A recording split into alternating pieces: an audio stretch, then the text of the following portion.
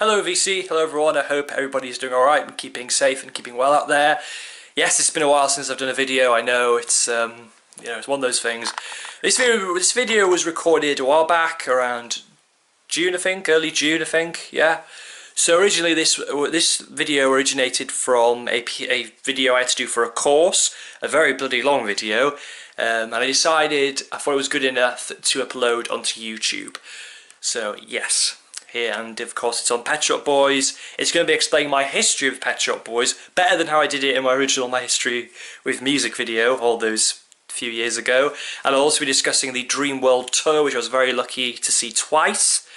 I'd also like to thank Mark Reed for helping me decide on how I was going to make the video and how it eventually turned out, because without his video on the Twilight Sad reviewing the Glasgow Barrowlands gig, I don't think the video would have become what it eventually became, what I filmed. So thank you very much, Mark Reed, for influencing. So yeah, cheers. Anyway, enjoy the video, guys. See you all soon. Hello VC, hello everyone, and today I will be discussing the duo themselves, Pet Shop Boys, formed in 1982 of Neil Tennant and Chris Lowe. They formed at an electronic shop in Kings Road where they met up, where Neil Tennant asked Chris Lowe to help fix up a synthesizer that he had bought. So yeah. So Pet Shop Boys have had quite an impact on my life. They were one of the first they were the first band that I got into that were very much electronic based, which has helped me form interest later on in my life as a music fan, as an electronic fan. They're very influential on me with certain things which I'll get into, and they've sort of been there. Although there were times where they weren't there. There was a big gap where they weren't there, but they've always sort of been there. Now I've always said this. Now, recently I was reading a program that I have of Pet Shop Boys, and they're saying that they never really went away, and that's very true. What I've noticed throughout their career, and from looking back at everything, is that they never really went away. And also, that'll probably have to do with the fact that they haven't done anything like... They haven't done things that would make you go, oh yeah, I forgot about that, in my opinion.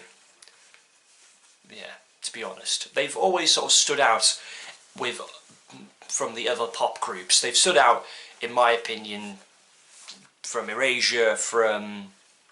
I don't know who else. Depeche Mode, or all those artists, in my opinion. Even though I love Depeche Mode, I love Erasure. They're really one of those standouts in music, in my opinion. Same with certain regards. I'd say that to David Bowie as well, as somebody who stood out. Even though, like every artist, David Bowie did have a crap period, and Pet Shop Boys did too. They made one or two albums which weren't the best. But yes, anyway, I'm going to stop doing that. That's my little rant there. But besides that, Pet Shop Boys, in my opinion, are pop geniuses. They are fantastic. I love their music. Their music means a lot to me. And I'm going to take you on my little journey now on how I got into Pet Shop Boys, my journey through Pet Shop Boys as well, and I'm going to be culminated in talking about the Dreamworld tour, which I was very lucky to finally attend after a long wait at the Cardiff Motorpoint Arena, which is the gig I'll be focusing on for this video, but I will also definitely talk a little bit about the Birmingham NEC gig. So my journey with Pet Shop Boys really started in 2009. At that time their name was sort of being sprung around a bit, I think via radio and television. They were on the One Show, I remember. They won the Brit Awards award for Outstanding Contribution in Music that year in 2009. I remember watching that. I don't remember it was Pet Shop Boys. All I remember was a guy with shades and a bowler hat being on stage, and Brandon Flowers from the Killers coming out to sing a song. That's all I remember from that, because I knew who Brandon Flowers was at the time. So yeah, it was a while later when I probably got into Pet Shop Boys. 2010 was when I got into them. It was from hearing their version of Go West, which is on the very album, Lego cover. I remember hearing that song and just thinking, that sounds alright. My dad told me it was a song called Go West, originally by the Village People, and then a while later I just went on my computer, logged in and typed in the video and just thought, alright. And that that got me into a rabbit hole then of just video after video, seeing all these videos for Heart, videos for Suburbia, videos for, you know, West End Girls, videos for Yesterday When I Was Mad, just all their videos from the 80s era and 90s era. Well, most of it really, just seeing all these very interesting videos and seeing their appearances on television and seeing their live shows, which were very weird at the time, but definitely sort of formed my interest in theatre, definitely, when seeing their videos of their live performances, specifically the Performance DVD, which is something to be seen. They just, yeah, they had this sort of like thing that I don't know how to describe it. They've always had this sort of thing that probably gets them fans, and that probably because they're just very, I don't know, it's very hard to describe really. I'll probably get into this later on in the video. But that's how I got into them, via YouTube. I absolutely loved them. They became my favourite thing in the world. As a 10-year-old I was at the time, I just became obsessed with different things, like, I don't know, Scooby-Doo or Gremlins or whatever at the time. Lego, and Pet Shop Boys were a part of that. So, okay. Pet Shop Boys had become this thing. I didn't have any albums by them, I just had a computer where I was able to listen to songs and also memorise them if I could. And my brother always stated that he's glad that there was a period where I didn't listen to them. I'm sure we all are looking back. So yeah, Pet Shop Boys were my thing. They became this thing in my life. They were probably the first like artist I properly got obsessed with. Well, one of the first I properly got obsessed with. Even though I liked prior to PSP, Beatles and George Michael, this was one that went on for a very long time. That's what I'm probably going to say. This went on for quite a while. And yeah. Okay, I'm going to carry on my story now. So I remember, so again, big Pet Shop Boys fan.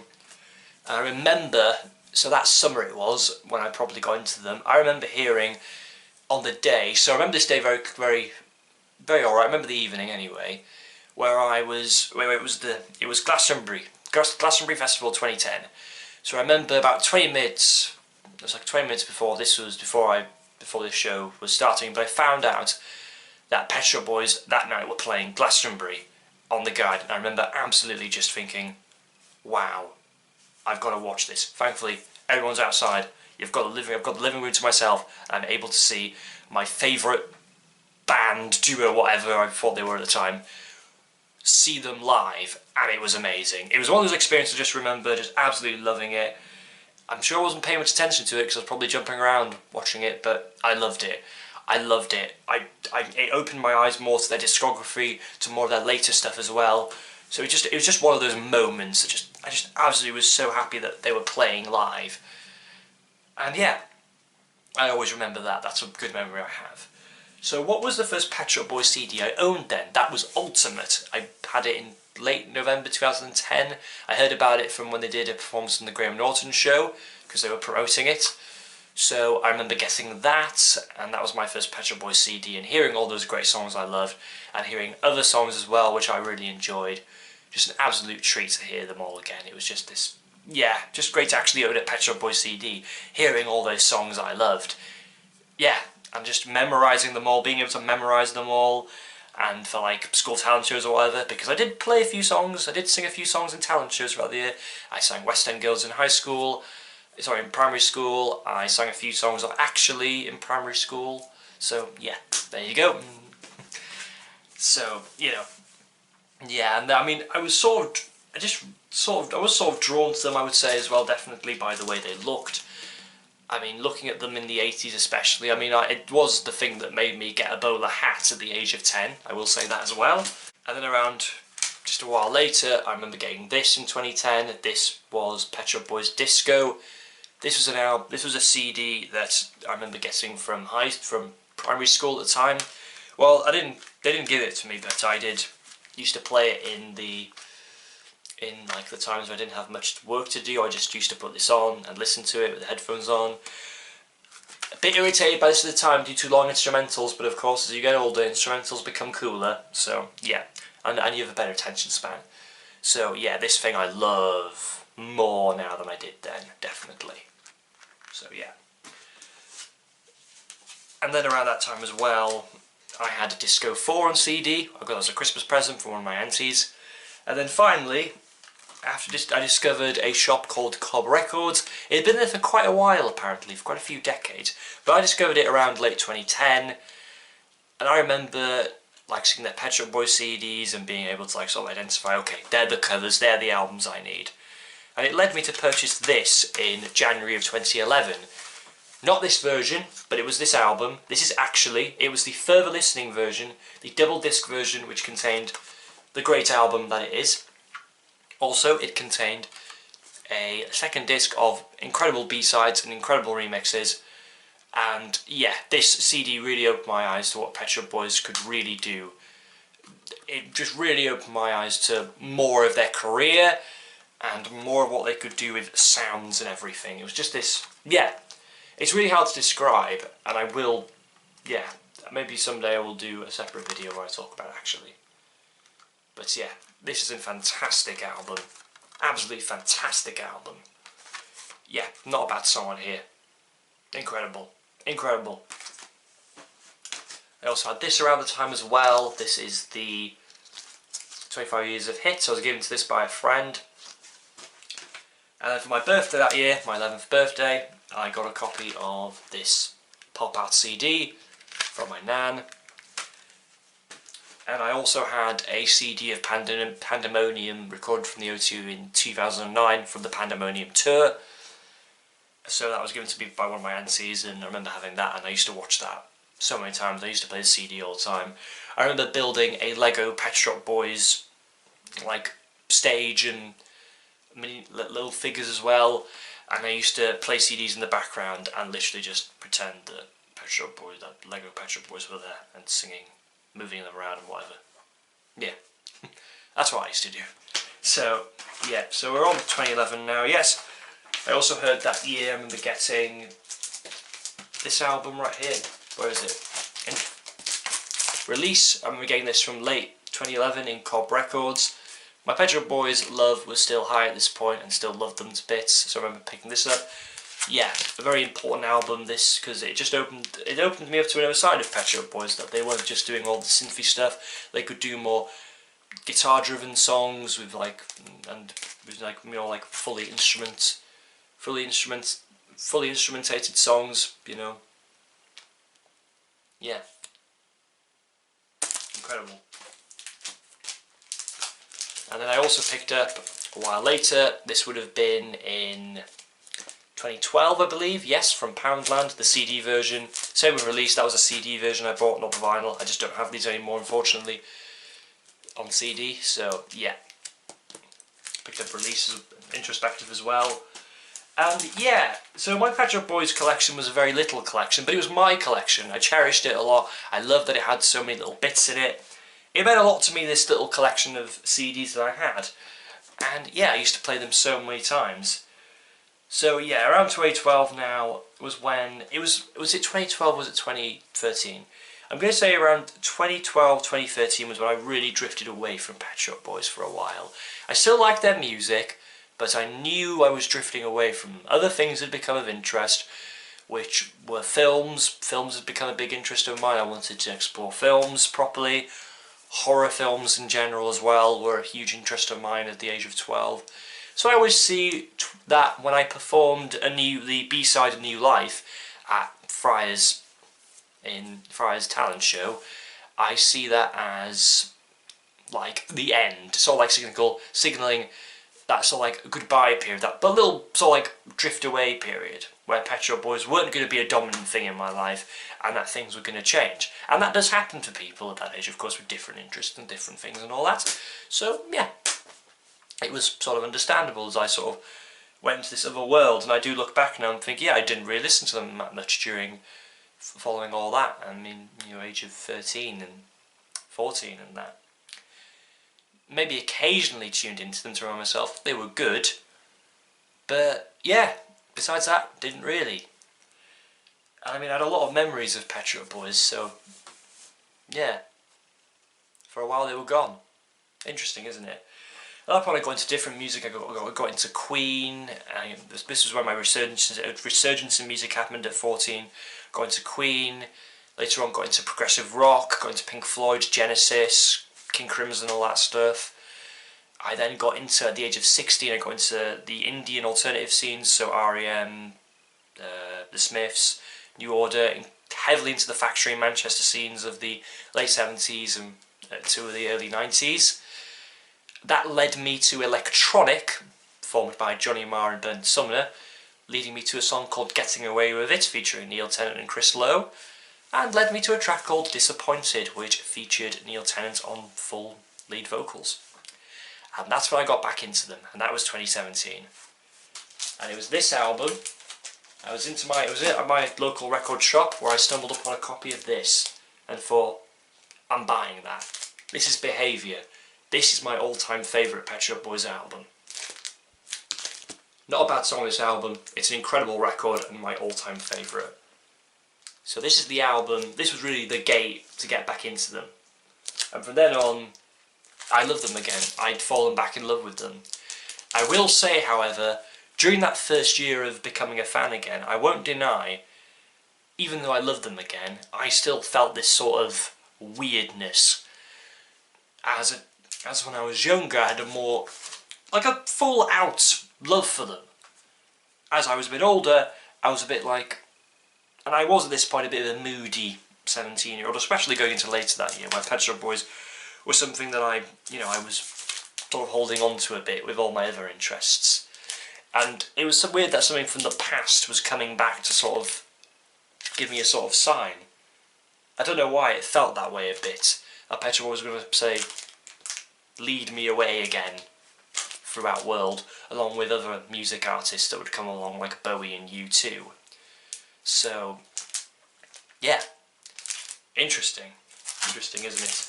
So that's how I got back into them. I would later then pick up Introspective on vinyl. I would pick up Actually, which is a pristine copy I got from a neighbour. What else? Yeah, all those albums and others like, again, Release, and also, yeah.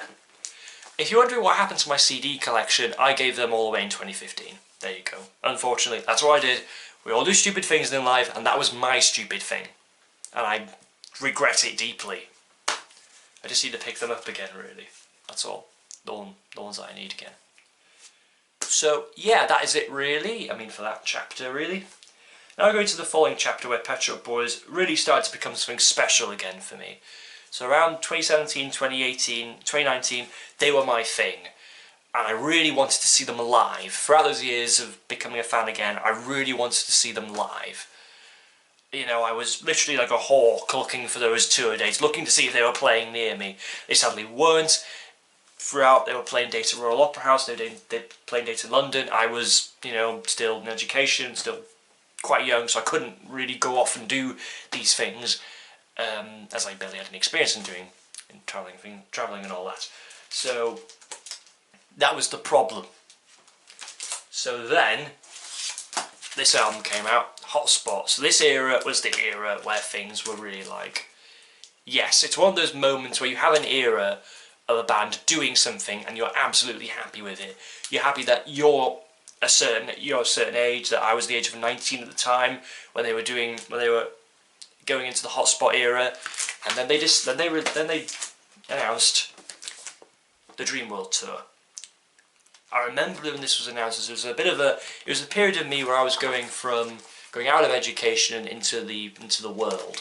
It was the start of that, and it's a very interesting transition, as Pet Shop Boys were a part of it. As one of the things I did when I went out of education is I bought Pet Shop Boys tickets as they were coming to Cardiff, and me and my brother knew we were going to see them. I said, we're going to see them live. Yeah. So, yes, I mean, it was one of those periods where there were singles coming out. I remember when Monkey Business came out in 2020.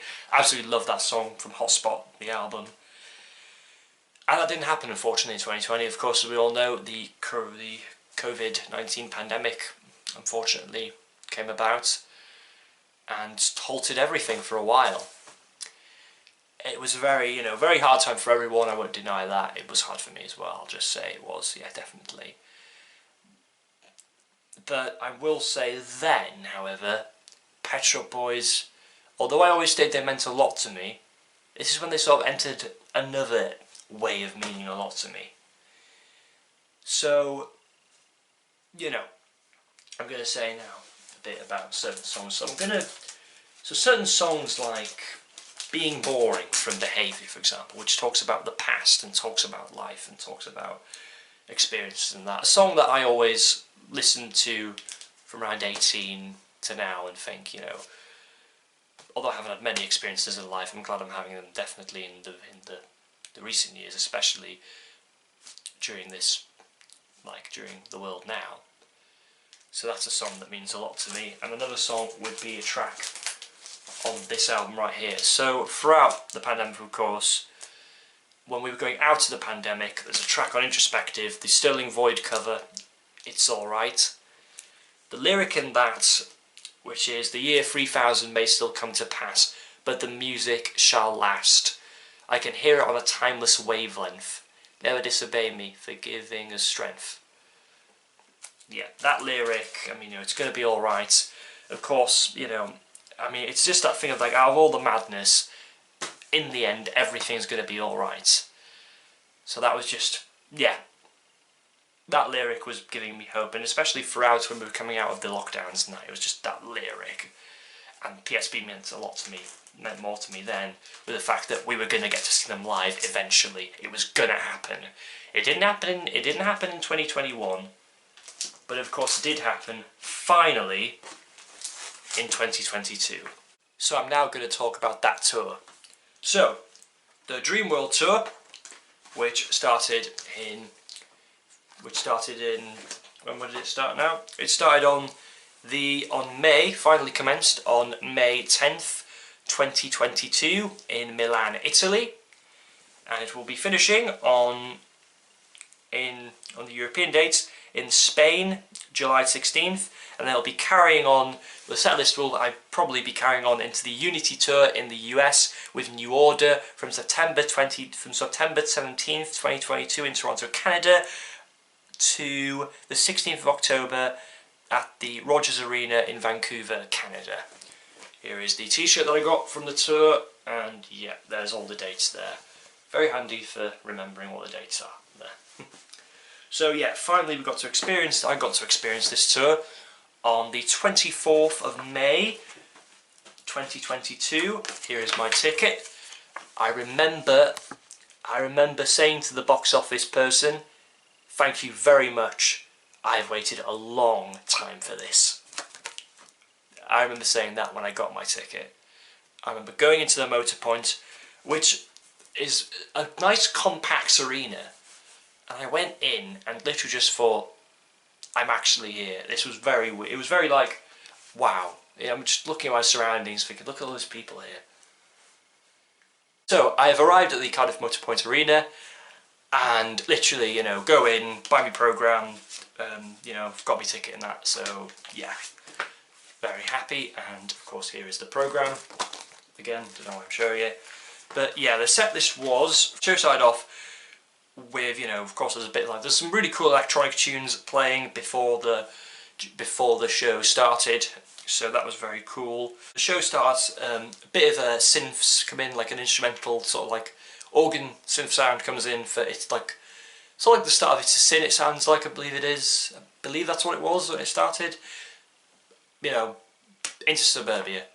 And the show starts, you hear a pre-recording of Chris Lowe saying, sooner or later this happens to everyone. And then, so this is what the stage looked like, I believe, just before the show began. And then all the graphics start coming down, then all the digital stuff and everything starts appearing. Yeah, I just remember being in this arena being like, you know, I didn't know what to expect. I had barely any spoilers. I'd had one spoiler beforehand, but besides that I had nothing really. Then, you know, Pet Shop Boys come on stage, huge roar from the audience, including myself, who would like everyone else, waited so long for this blooming show. Then they go into Suburbia. Fantastic version of Suburbia. It's never been my favourite Pet Shop Boys song, it's always been a bit of an odd one for me, but I think I've come to appreciate it more, especially seeing it live. That was one of the spoilers I had, that I knew they were playing Suburbia live. and it was quite interesting. And I think I knew they were playing it first. Actually, yeah, I knew they were playing it first. But besides, I had nothing. And of course, they wore these pretty interesting looking masks in the beginning of the show. So that's the one that Chris wore. Neil wore a similar one, but without those two ones there. So 2 bits there. But the thing is about this version of Suburbia is that they play it that after the usual song, Neil did the spoken word bit in the full horror 12-inch remix. So he says, Suburbia, Suburbia, where the suburbs met Utopia. Or when the suburbs met Utopia, what kind of dream was this, so easy to destroy? And who can we blame for the sins of the past? These slums of the future. Suburbia, where the suburbs met Utopia. That moment right there absolutely just put me in this sort of... It just put me in this sort of like, oh my god, it's one of those awe moments I never thought I'd experience so sort of early in seeing all my big favourites live. But right there, that moment, couldn't believe it. I literally couldn't believe it. It sent chills down, it just sent chills down my spine. I couldn't believe it, and it was like, it felt like, yeah, this is it. This is the payment this is the pay we get. This is the payment. This is the thing. This is what I wanted. This is amazing. And then they go into Can You Forgive Her? Great version. And then after that, Neil takes off his little mask he's got on. Opportunities. Fantastic version of Opportunities. It sounds very much like it very much sounds reminiscent of the original of the 85 mix, my personal favourite mix. Incredible live. Everyone's singing along to it. So am I, of course. Throughout this show, for a lot of the songs, everyone's singing along. The crowd were incredible in Cardiff. Probably the best crowd I've ever had. Best audience I've seen at a gig, definitely. Incredible. Incredible. Then they went into, well, before they were going to the next song, Neil says a little bit. He says, tonight we're going to a dream world. Our world. A world of music and memory, in which West End girls dance dominoes with boys from New York City. Che Guevara and Claude Debussy are easily led behind a bicycle shed, but then make it so hard. In Dreamworld, being boring is a sin. The music plays forever, and the streets have no name. Here we go. Of course, that segues into Where the Streets Have No Name. I Can't Take My Eyes Off of You. Yeah, loved it. Loved it. Loved every minute of it. Fantastic. Then they went into Rent. Yeah, great, solid version of Rent. And then they went into... I couldn't believe I heard this. I mean, I couldn't believe they played Can You Forgive Her so early on in the set list. And Opportunities and Where the Streets Have No Name. And yeah, couldn't believe they played them so early on. And Rent even. I couldn't, with this set list, it was quite a surprise. And then they pulled out a song from Nightlife. I Don't Know What You Want, But I Can't Give It Anymore. I didn't expect that at all. And they played it, and it was brilliant. I thought, whoa, they're actually playing that song. Couldn't believe it. Really couldn't believe it. That segued into a short version of So Hard. Wow, wow, they're playing some of my favourites here. Insane. Then that segued into Left to My Own Devices, and then of course at that point they have a costume change. So at that point they looked like that.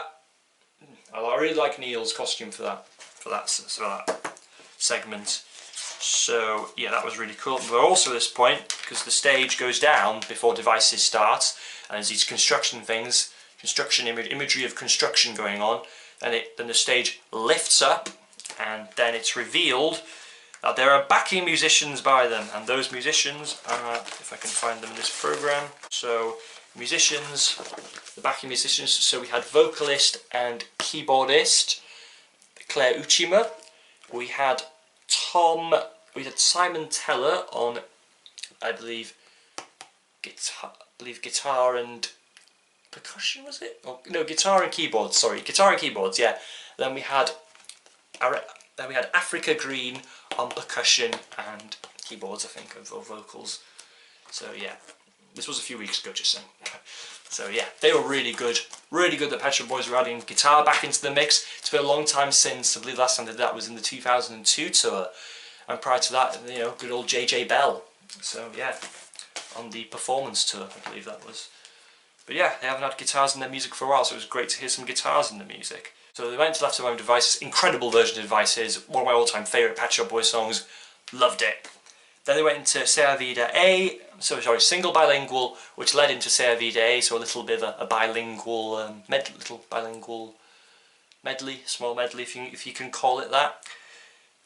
Loved it. Then they went to Domino Dancing, really good version. Before that, Neil told a little story on how they thought of the song Domino Dancing. Apparently it was inspired by a man who would do a domino dance when they were playing dominoes in some country in a hotel, I believe. Then they went into an absolute banger from the album Hotspot. They went into Monkey Business. Absolutely love Monkey Business from their last album. Just an absolute jam of a song. They should be playing that more in the clubs, I think. So, and here were the visuals for Monkey Business, and in the background, just awesome. Loved it. Neil was hanging at the pole. He was hanging on that street lamp at one point too during the song, which was awesome. Yeah. Then we had, what was the next song we had? Yeah, the next one was New York City Boy. Yeah, flawless. You always tell me you love me when you're drunk. Huge surprise. So Neil Tennant got his acoustic guitar out, and it was sort of like him on the guitar for most of it, with the backing singers doing their work, and the other fella Tom on guitar as well. He was doing the little guitar solo in the middle of the song. Lovely version, just swaying around to that, I remember. Yeah, lovely. Then we had Jealousy, great version of Jealousy, loved it. And at the end of that version, Neil did the Shakespeare line, which is in the extended mix of Jealousy. So, couldn't believe I was hearing that. Then he went into a really damn good version of Love Comes Quickly. Let me find the visuals now for you in here. So, at that point the stage looked like that, which was really cool. Yeah, great version of Love Comes Quickly. Always been a favourite of mine, so it's good to hear that. Then I went to Losing My Mind, which I totally forgot. That was one of my spoilers that I got for the show. First was Suburbia, and now this. And I'd literally forgotten they were playing Losing My Mind. So it took me out surprise, like, oh, they're doing this! And it was amazing. I loved it. I just couldn't believe it. I was absolutely freaking out when they played that, because I just forgot that I heard they were playing it. It was amazing. Fantastic version live. Yeah, loved it. Then they went into You Were Always On My Mind, of course. Staple, always sounds great. Then they went into a version of Dreamland, which featured Claire Uchima on backing vocals, covering the bit which was done by Ollie Alexander for years and years, which was in the original recording of Dreamland a few years ago. Better version. I'm not a huge fan of Dreamland as a single, to be honest. You know, just not a fan of Years and Years that much, no offence. You know, nothing against them, but just not really a huge fan of them. So it was good to hear like a better version. It was a better version in my opinion. They went to Heart, great version. They went to What Have I Done to Deserve This, which featured, again, Claire Uchima doing the Dusty Springfield bit. And for that, she and Tennant were on those two poles, which were on those two lampposts, which were pretty cool. Then we got It's Alright, great version. Again, that line, the year 3000 may still come to pass, but the music shall last. That lyric, yeah, incredible. Hearing that live as well, just fantastic. Then they went into vocal from the Electric album. This is the 12-inch to vocal. I didn't recognise it at first. I knew the song, I knew it, like, but I mean, couldn't believe I was hearing it live though. So, incredible. Yeah, incredible song, incredible song. Then they went into Go West, and then It's a Sin. Yeah. Remember It's a Sin, everyone was going in a frenzy, loved it. Then they go off stage, leave the audience wanting more, of course. I turn myself to that side, to this side, and I say, do you know what? This is my first Pet Shop Boys concert to the two people by me. And they said, it's ours too, so that was quite nice. They could see I was very like happy and very excited, so that was quite nice. Yeah. Okay. Then we had West End Girls. Fantastic version. Yeah, loved it. And then they played my favourite song ever by Pet Shop Boys, and that was Being Boring. And it was dedicated, before they played it, they thanked everyone for coming out for the show. You know, I mean, there were moments during this show, I'll get back to the crowd in a minute, actually. So, you know, incredible moments. You know, then they played Being Boring, which was fantastic. My favourite Pet Shop Boys song ever.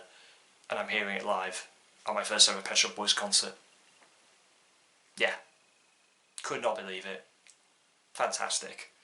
Now, on the Birmingham night, on the 27th of May, when I went to see them, it was a bit different, as they dedicated it to Andy Fletcher of Depeche Mode, which is very, of course, timing, because of course Fletcher had passed away unfortunately a few days prior. But it was nice that when they played it in Cardiff, they dedicated it to a lot of people who had passed away. They still did, actually, when they did it in Birmingham, yeah. Fantastic show. So yeah, overall, Pet Shop Boys live at the Cardiff Motorpoint Arena on the 22nd of May. Probably the best concert I've been to in my life so far. Fantastic show, just incredible. I can't thank the crowd enough as well, they were amazing. What an incredible crowd I was surrounded by, singing along. Neil was passing the microphone to us at so many moments, especially in Always On My Mind. We were just absolutely belting that song out. And it makes a difference when that's happening. So I'm going to briefly talk about the night in Birmingham, which was less exciting, it felt like it. I was very excited to see the show. It was a great show, it was the same set list, but there was something missing. The crowd where I was sitting were, no offence to these people, they were not having fun. People were talking in front of me, people were a bit like... Yeah, it was kind of a... it was a shame really. Pet Shop Boys were great, but the crowd really just didn't feel like the crowd were up for it, which is a bit of a shame. I could see, I'm sure there were moments where the crowd were up for it, but where I was sitting, they weren't. And towards the and when being boring side, people were leaving in the rafter parts of the stage, like the rafters area. Couldn't believe it. Yeah. The best parts were Suburbia, definitely. Suburbia was still amazing. I mean, when they did opened up the show in Birmingham, I was pounding my heart because I was seeing them again. You know, I still had that effect. You know, that still gets you. But Ace of Sin was amazing when they played it live here as well. That was really good. And Monkey Business. But it's a shame, a lot of the shows are just a shame it wasn't as, you know, just the crowd weren't really up for it. It's a shame, it would have made it better in my opinion, because I felt quite awkward just like tapping my toe going, you know, oh well. Still, it was a great tour.